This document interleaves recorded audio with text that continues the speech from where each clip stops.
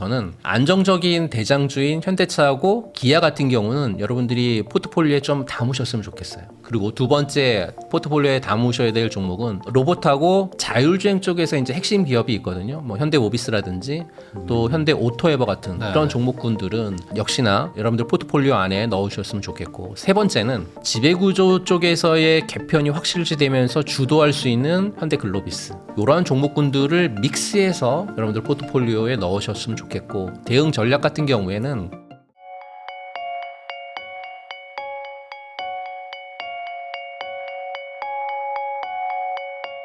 경제원탑 부자들의 공부방 채널 운영하고 계시죠. 조진표 대표님하고 이야기 나누고 있는데요. 그러면은 어찌 보면 완전한 기대감으로 가고 있는 그냥 로봇 쪽을 한번 좀 여쭤보겠습니다. 여기는 이제 실적은 전혀 없지만 순수하게 그냥 나중에 휴머노이드가 될 거기 때문에 시장이 이제 무르익으면 엄청난 회사가 될 거다. 라는 걸로 지금 주가들이 막 폭주한 것도 맞는 것 같은데, 뭐 PER이 뭐 수백 배, 수천 배짜리들도 있고, 뭐 적자도 많은데, 로봇 쪽은 어떻게 봐야 됩니까? 이쪽은 전반적으로.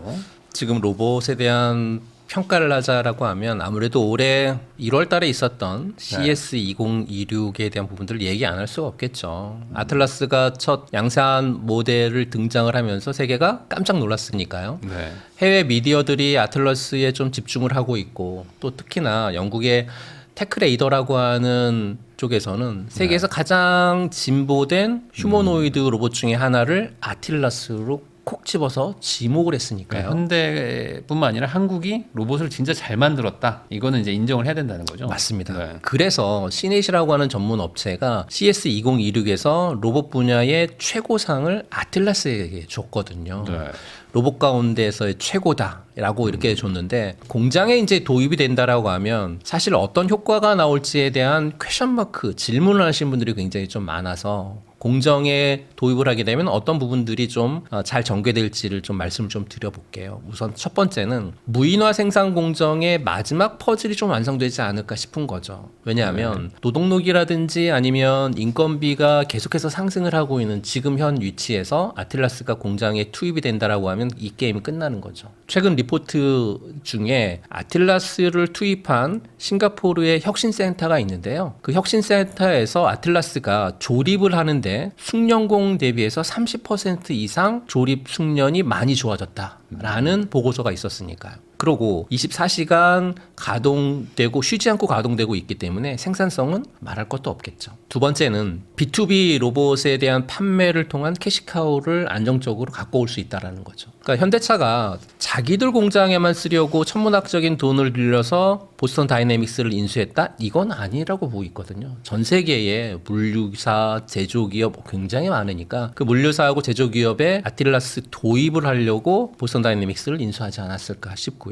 그러니까 자동차를 팔던 현대차가 이제는 지능형 로봇의 노동력을 파는 그런 기업으로 탈바꿈하는 거죠. 가장 무서운 점은 저는 지능인 것 같아요. 엔비디아 칩, 구글의 딥마인드 모델이 탑재가 되면서 새로운 작업 환경에 던져놔도 하루 만에 스스로 학습하고 적응하고 하루 만에 움직일 수 있는 그러한 지능이 탑재되어 있는 부분들을 놓고 본다라고 하면 정말 무서운 로봇이 우리 앞에 펼쳐지고 있다 라고 보시면 좋을 것 같고요. 그것뿐만 아니라 소프트웨어 중심의 자동차하고의 어떤 시너지도 충분히 생각해 볼 수 있는 부분들입니다. 아틀라스에 들어가는 로봇 제어 시스템하고 자동차 운영 체제가 거의 비슷하거든요. 그러니까 로봇이 차를 만들고 그 만든 차를 통해서 로봇의 뇌를 빌려가지고 자율주행을 하니까 모빌리티 생태계의 어떤 수직 계열화가 완성이 되는 그런 부분들이 전개가 되지 않을까 싶어서요.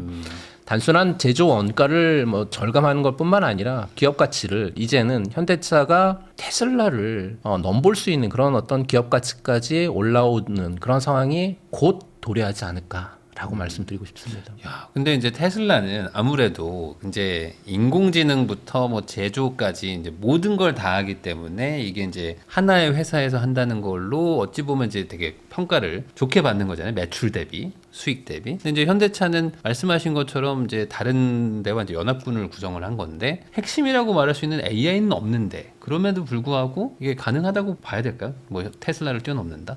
그런 기업 가치가?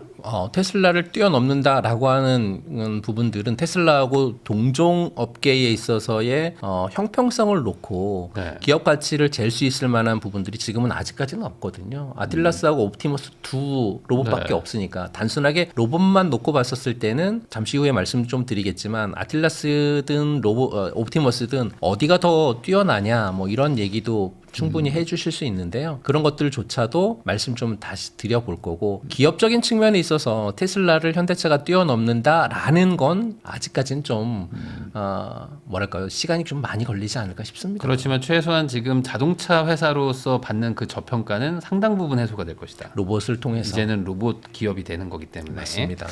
그러면은 어쨌든 핵심은 보스턴 다이내믹스가 만든 거잖아요. 현대차가 만들었다기보다는. 맞습니다. 그러니까 보스턴 다이내믹스를 또 상장한다고 하니까 그러면은 보스턴 다이내믹스가 상장되면 현대차 주가에 이거를 직접적인 영향으로 이렇게 직결시킬 수가 있는 건가?라는 의문도 있는 것 같아요. 일단은 보스턴 다이내믹스에 관련되어 있는 어떤 상장이라든지 아니면 지분 관련되어 있는 얘기를 좀 먼저 말씀을 좀 드리면요. 보스턴 다이내믹스의 상장은 언제 될 거냐. 지금 현대차 그룹이 부회장 직속으로 태스크포스 팀을 좀 꾸렸습니다. 그리고 M&A 전문가들을 대거 투입하면서 굉장히 크게 보스턴 다이내믹스에 관련되어 있는 부분들을 전개하려고 하고 있는데요. 결정적인 타임라인이 하나가 있죠. 올해 6월까지 IPO를 추진하지 않을 경우에 소프트뱅크의 잔여 지분 9.5%를 현대차에 되팔 수 있는 그런 풋옵션 조항이 있기 때문에 이렇게 되면 재무적인 압박을 충분히 받을 수밖에 없겠죠. 그리고 올해 안에 움직임이 나올 수밖에 없는 그런 구조기 때문에 증권가에서는 6월 소프트뱅크의 풋옵션 행사 그리고 내년에 보스턴 다이내믹스의 상장 관련돼 있는 부분들을 통해서 어떤 현대차 그룹의 개편 신호가 나오지 않을까 이렇게 좀 보고 있는 거고요. 네. 그렇다라고 하면 몸값은 얼마나 뛸 건지에 대한 궁금증이 굉장히 크죠. 현대차가 보스턴 다이내믹스를 언제 인수했냐면 2021년에 1조 2천 정도 들여가지고 인수를 했거든요. 네. 그런데 CES가 끝난 지금 2026년 보스턴 다이내믹스의 기업 가치를 지금 20조에서 30조 보는 부분들이 굉장히 많고요. 그러니까 4년 만에 몸값이 25배 뛴 거거든요. 주식시장에서 이런 밸류에이션 점프할 수 있는 건 정말 흔한 일이 아닌데 특히 이제 KB증권 같은 경우에 보스턴 다이내믹스의 기업 가치를 지금 얼마로 보고 있냐면 128조로 보고 있습니다. 굉장히 크게 보고 있는 거죠. KB증권 같은 경우에 지금 휴머노이드 시장이 연간 2035년까지 한 960만 대 정도 대규모로 이제 성장을 할 경우에 보스턴 다이내믹스가 시장 점유할 수 있는 점유율을 한 15%로 보고 있어서 128조 원이라고 한 기업 가치를 그렇게 이제 산정을 좀 한 것 같아요. 근데 한화투자증권에서도 테슬라를 비교하면서 보스턴 다이내믹스에 대한 기업 가치를 매겼는데 KB증권보다 훨씬 더 높게 매깁니다. 146조 원으로 기업 가치를 매기죠.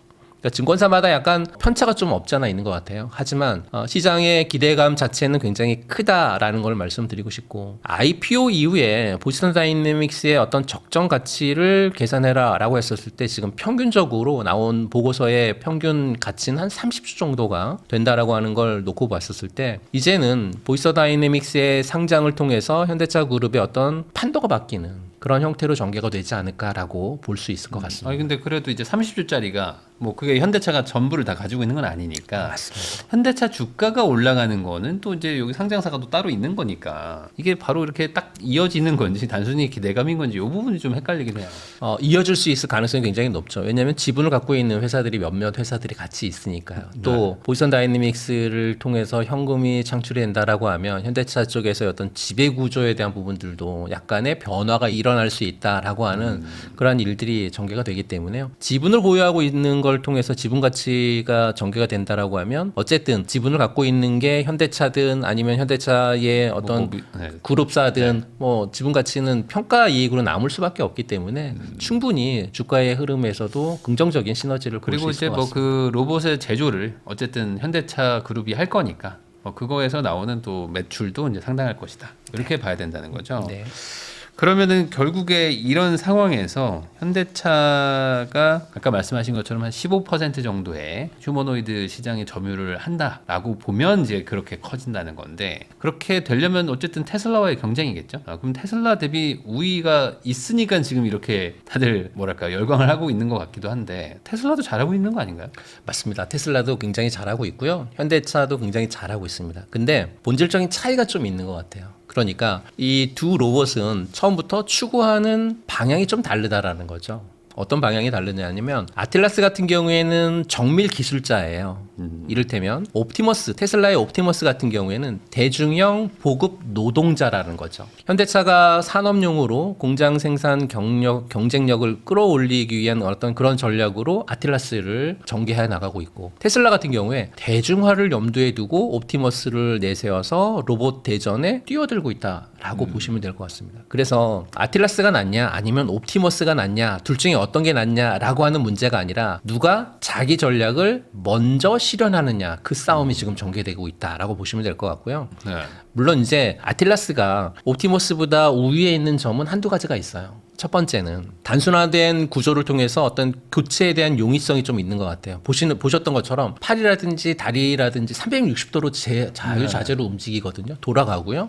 그러니까 관절이 360도 이렇게 자유자재로 회전하는 부분들을 통해서 앞뒤 구분 없이 부품을 그대로 갖다가 쓸 수 있는 교체에 대한 용이성이 좀 있는 것 같고, 또 아틀라스 같은 경우에는 머리에 이제 카메라가 있거든요. 카메라가 있다 보니까 옵티머스보다 뛰어난 주변 인지 능력이 좀 뛰어난 것 같습니다. 핵심은 안전성인 것 같아요. 그러니까 아틀라스가 정밀 제어에 있어서 굉장히 우위에 있거든요. 또 보스턴 다이내믹스가 구축해온 알고리즘이 공장처럼 굉장히 이 복잡한 환경에서, 굉장히 위험한 그런 환경에서 사고를 안 내면서 작업을 해야 되는 그런 시스템으로 만들어져 있기 때문에, 이런 관점에서는 아틀라스가 좀 뭐랄까요, 한 발 앞서 있다? 이렇게 볼 수 있을 것 같고, 또 AI 탑재가 아틀라스 쪽에서는 좀 앞서 있는 것 같아요. 이게 결정적인 것 같거든요. 왜냐하면 양산 발표하고 동시에 구글의 딥마인드의 어떤 제미나이 로보틱스를 탑재하면서 원격 조종으로만 움직였었던 옵티머스에 비해서 하드웨어뿐만 아니라 AI 부분까지 조금 앞서 나가고 있는 그런 상황이 지금 아틀라스의 우위를 생각할 때는 두 가지 측면에 있어서는 우위가 좀 있지 않을까라고. 전반적으로 말씀드리고 옵티머스보다는 다 성능이 괜찮고, 특히 이제 아무래도 산업용으로 쓰기에는 훨씬 더 유리한 구조와 어떤 그런 조건이기 때문에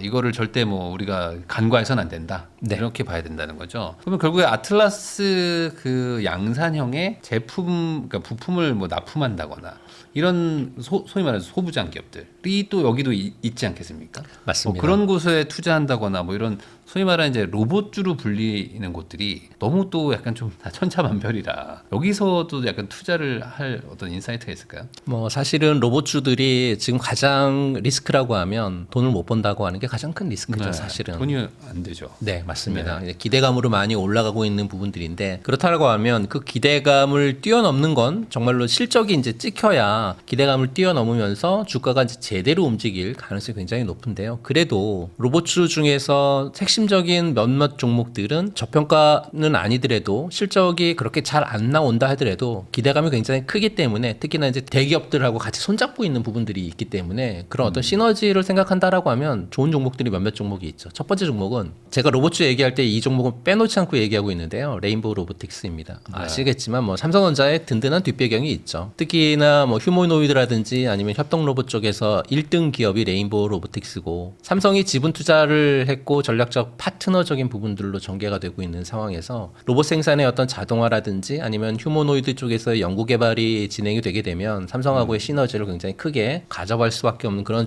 종목이고, 삼성이 로봇 시장에 정말로 제대로 뛰어든다라고 할 경우에 가장 든든한 핵심 파트너는 레인보우 로보틱스가 될 것 같고요. 대기업이 지분을 들고 있다? 부도 리스크가 좀 적을 것 같고요. 또 수주에 대한 가시성도 굉장히 높기 때문에 이러한 두 부분만 놓고 본다라고 하면 레인보우 로보틱스는 계속해서 우상향 곡선을 그리면서 갈 수 있는 그런 종목이 아닐까라고 판단하고 있고요. 두 번째 종목은 두산 로보틱스입니다. 뭐 두산 로보틱스는 국내 협동 로봇 시장에서 1등이고 전 세계에서 5위 안에 드는 그런 저력 있는 기업이거든요. 특히나 CES에서 스캔앤고를 선보이면서 산업 현장에서의 어떤 로봇 활용도의 어떤 솔루션을 제공했었던 그런 기업으로 주목을 좀 받고 있고, 두산이라고 하는 대기업이 갖고 있는 자본력을 통해 가지고 뭐 든든한 뒷배가 좀 되고 있는 그런 상황이지만, 아무래도 이제 실적을 놓고 봤었을 때 매년 적자폭이 몇백억씩 나고 있기 때문에 좀 안타까운 부분들은 없지 않아 있는 것 같고요. 다만 협동 로봇 시장에서의 해외 매출 비중이 70%가 좀 넘습니다.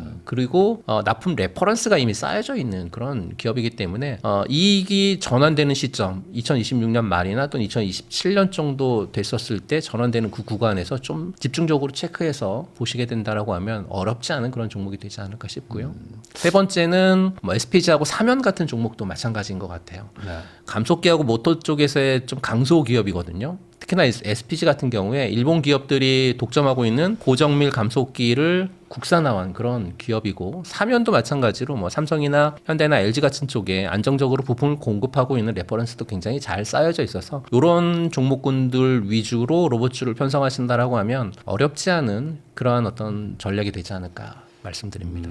그럼 여기서 이제 고민은 그거 같아요. 그러니까 결국에 실적이 찍힌다면은 물론 이제 뭐 부품주들도 있겠지만 그래도 다 기대감이니까 우선은, 그러면 확실한 기대감은 현대차 아닌가라는 생각이 좀 들고, 근데 많이 올랐어요. 그런데 이제 또 삼성전자나 이런 것들을 비교해 보면 더 갈 수도 있는 여력도 충분해 보이고, 그러면 이 로봇주를 접근할 때 현대차와 뭐 현대차 외 로봇주, 어떤 뭐 자산 배분의 비중 뭐 이런 것들을 좀 어떻게 봐야 될까요? 우선 뭐 현대차 그룹주에 투자해야 되는 부분들을 놓고 봤었을 때 어떤 적절한 대응 전략 뭐 이런 걸 생각해 볼 필요는 충분히 있을 것 같아요. 근데 지금 현대차가 어디에 있는지 현대차에 대한 주가부터 살펴볼 필요가 있을 것 같습니다. 지난 2월 22일 기준으로 현대차가 한 51만 원 정도 선에 움직이고 있거든요.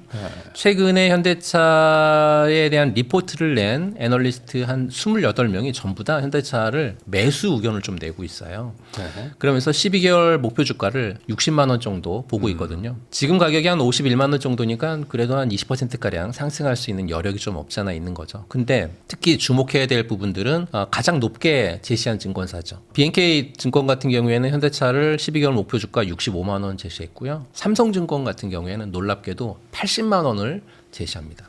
왜 이렇게 올린 거냐면 2026년 수익성 회복이 될 거다라고 하는 이유 때문에 80만 원이라고 목표가를 제시를 좀 하고 있는데요. 현대하고 기아가 사실은 작년에 관세 때문에 나가지 않아야 되는 비용 7조 원 넘게 지출을 했거든요. 근데 이 관세율이 지금 뭐 관세에 대한 부분들이 굉장히 왈가왈부하면서 아직 정립이 안 되고 마무리가 안 된 측면이 없잖아 있지만, 예를 들어 25%였었던 관세가 15% 정도로 낮아질 경우에 원가 부담이 많이 줄어들 거고요. 작년에 나갔었던 비용에 대한 부분들도 많이 줄어들 겁니다. 환율에 대한 부분들을 현대차가 올해 2026년 환율을 얼마 보고 있었냐면 1370원에 맞춰가지고 수익성 계산을 했거든요. 근데 오늘 환율 보게 되면 1440원 정도거든요. 네. 이렇게 높은 환율이라고 하면 거기에서의 어떤 추가 이익도 발생할 수 있는데 그 이익이 한 2조 원 정도 발생할 수 있을 거다라고 보고 있어서, 이런 부분에 어떤 특정적인 형태에 대한 걸 놓고 봤었을 때 현대차가 조금 더 상승할 수 있을 가능성이 좀 높지 않을까라고 보고 있는 거고요. 전략이라고 하면 이렇게 여러분들이 전략을 짜셨으면 좋겠습니다. 현대차를 할 거냐, 아니면 현대차 그룹사를 할 거냐, 아니면 소부장 종목들을 할 거냐라고 했었을 때 저는